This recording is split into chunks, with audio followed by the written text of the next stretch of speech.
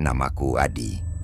3 minggu lalu, aku pindah ke rumah tua peninggalan orang tuaku yang baru saja meninggal.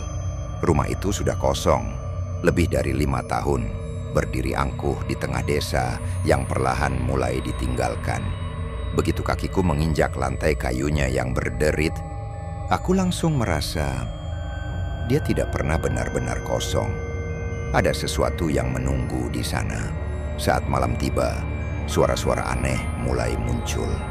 Langkah kaki dari loteng, bisikan dari balik lemari tua, dan bau anyir seperti darah kering yang entah dari mana asalnya. Tapi yang paling menggangguku adalah sebuah pintu tua di belakang rumah yang selalu terkunci. Ibuku dulu selalu bilang, jangan pernah buka pintu itu. Tapi kenapa? Penasaran membunuhku perlahan. Aku mencoba mendekati pintu itu suatu malam. Anehnya, semakin dekat aku melangkah, udara terasa berat. Ada suara lirih dari balik pintu, seperti seseorang menangis. Tapi begitu aku menempelkan telingaku ke sana, suara itu berubah menjadi jeritan. Aku mundur. Tapi sejak malam itu, mimpi buruk datang setiap malam. Mimpi tentang ibuku, berdiri di depan pintu itu, matanya hitam. Tangannya menunjuk ke kunci yang tergantung di lehernya. Aku bangun dengan peluh dingin, dan kunci itu benar-benar ada di meja tempat tidurku. Aku tak bisa menahan diri lagi. Malam berikutnya dengan tangan gemetar, aku membuka pintu itu. Suara gemeretak rantai terdengar seperti teriakan. Saat pintu terbuka, aku melihat tangga yang menurun ke ruang bawah tanah gelap gulita. Dan dari kedalaman kegelapan itu terdengar suara anak kecil tertawa. Aku menyalakan senter dan menuruni tangga itu.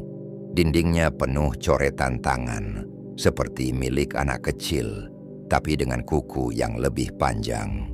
Di ujung ruang bawah tanah, ada kursi goyang yang perlahan bergerak sendiri, dan boneka tua duduk di atasnya, menatapku dengan mata kosong.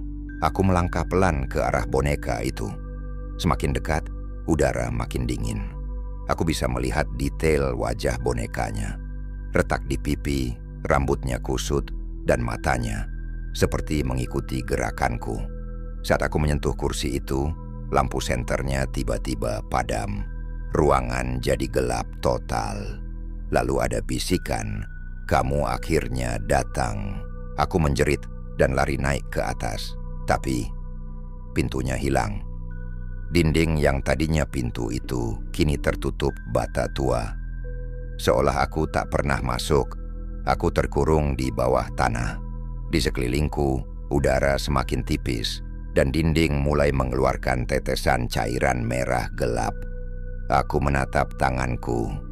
Ada goresan-goresan yang tidak kuingat. Aku berusaha tenang. Aku berjalan menyusuri lorong sempit di dalam ruang bawah tanah itu. Tapi lorongnya seperti tidak berujung. Setiap sudut terasa sama. Lalu aku melihat lukisan di dinding. Potret keluarga.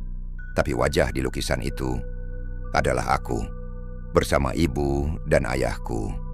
Tapi mataku di lukisan itu disilang dengan tinta hitam. Aku akhirnya menemukan pintu lain, lebih kecil.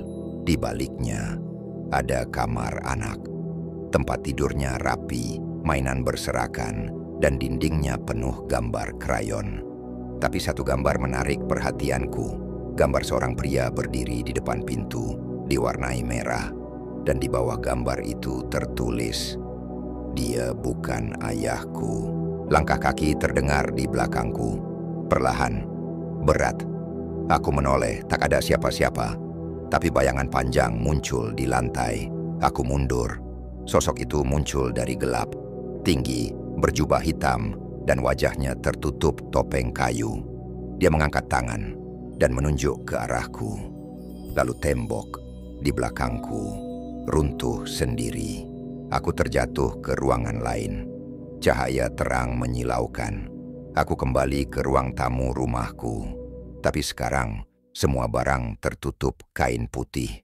Rumah itu Terlihat seperti sudah ditinggalkan puluhan tahun. Di atas meja ada foto diriku dengan tulisan "Penghuni terakhir." Dan dari belakangku, kursi goyang itu mulai bergerak sendiri.